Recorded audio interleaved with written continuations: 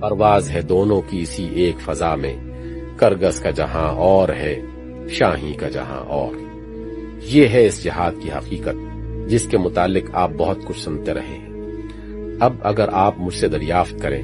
کہ آج اسلام اور مسلم جماعت اور جہاد کا وہ تصور جو تم پیش کر رہے ہو کہاں غائب ہو گیا،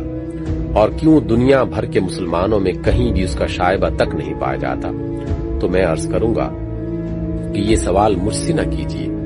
بلکہ ان لوگوں سے کیجیے جنہوں نے مسلمانوں کی توجہ ان کی اصل مشن سے ہٹا کر تعویذ گنڈوں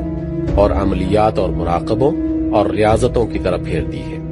جنہوں نے نجات اور فلاح اور حصول مقاصد کے لیے شارٹ کٹ تجویز کیے تاکہ مجاہدے اور جانفشانی کے بغیر سب کچھ تسبیح پھرانے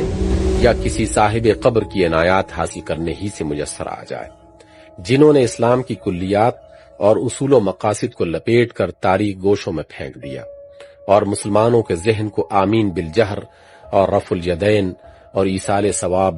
و زیارت قبور اور اسی قسم کی بے شمار جزیات کی بحثوں میں ایسا پھنسایا کہ وہ اپنے آپ کو اور اپنے مقصد تخلیق کو اور اسلام کی حقیقت کو قطعی بھول گئے۔ اگر اس سے بھی آپ کی تشفی نہ ہو تو پھر یہ سوال ان عمراء اور احکام و اصحاب اقتدار کے سامنے پیش کیجیے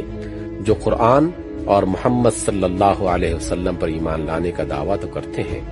مگر قرآن کے قانون اور محمد صلی اللہ علیہ وسلم کی ہدایات کا اس سے زیادہ کوئی حق اپنے اوپر تسلیم نہیں کرتے کہ کبھی ختم قرآن کرا دیں اور کبھی عید میلاد کے جلسے کرا دیں۔ رہا اس قانون اور ہدایت کا عمل نافذ کرنا تو یہ حضرات اپنے آپ کو اس سے بری الذمہ سمجھتے ہیں، کیونکہ در حقیقت ان کا نفس ان پابندیوں کو قبول کرنے اور ان ذمہ داریوں کا بوجھ سنبھالنے کے لیے ہرگز تیار نہیں ہے جو اسلام ان پر عائد کرتا ہے۔ یہ بڑی سستی نجات کے طالب ہیں۔